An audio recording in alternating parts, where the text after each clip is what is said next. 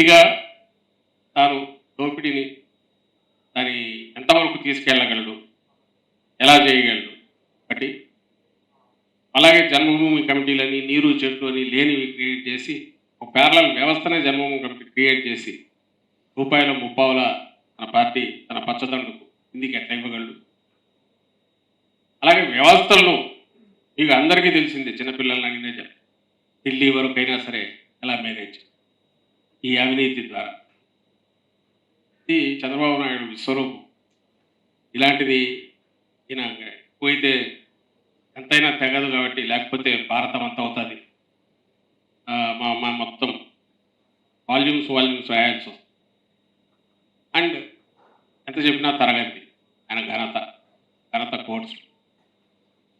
ఇవి ఇలాంటి వ్యక్తిని కానీ, ఇలాంటి ఒక పార్టీ తాను తయారు చేసుకున్న పార్టీ అనబడే ఆ ముఠాను కానీ ఫైనల్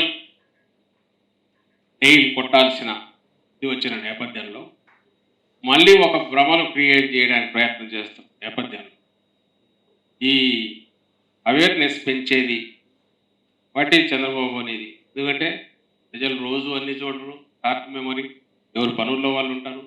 ఎలక్షన్ టైం వచ్చినప్పుడే వాట్ ఈజ్ వాట్ అని చూసే ప్రయత్నం చేస్తారు. అందులో ఛాయిస్ చూస్తారు. ఇప్పుడున్న దాంట్లో ఈరోజు ఛాయిస్ ఏది లేదు, ఒకటే, జగన్మోహన్ రెడ్డి గారు కావాలా, చంద్రబాబు నాయుడు కావాలా. 19-24 మధ్య పాలన ఇటువైపు ఉంది అద్భుతంగా. 14-19 మధ్య ఎలా జరిగింది అనేది మర్చిపోకుండా వాళ్ళ దృష్టికి తీసుకెళ్లే, ప్రజల దృష్టికి తీసుకెళ్లే ప్రయత్నంలో ఒక మంచి జయబాబు గారు చేశారు ఇది. And I thank him.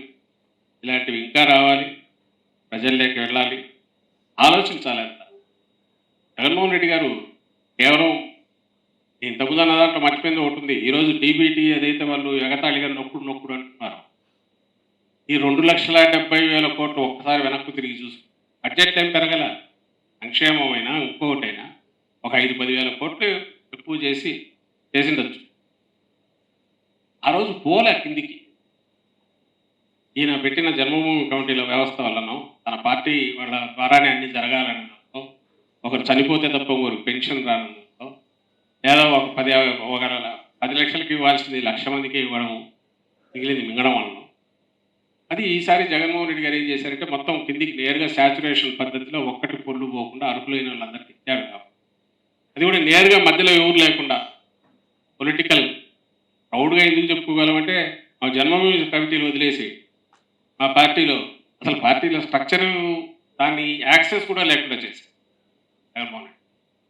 Chandrababu Naidu వస్తే ఎట్లుంటుంది, ఆ వైపు మీరు ఆలోచన చేసినా కూడా ఎంత ఇదిగా ఉంటుంది, ఎంత డేంజరస్ ఇది ఫినామినా, అది ఫ్యూచర్ ఎంత డేంజరస్గా మళ్ళీ మారుతుంది, మళ్ళీ పాత రోజులకు ఎట్లా పోవడానికి ఈ పుస్తకం బాగా ఉపయోగపడుతుంది.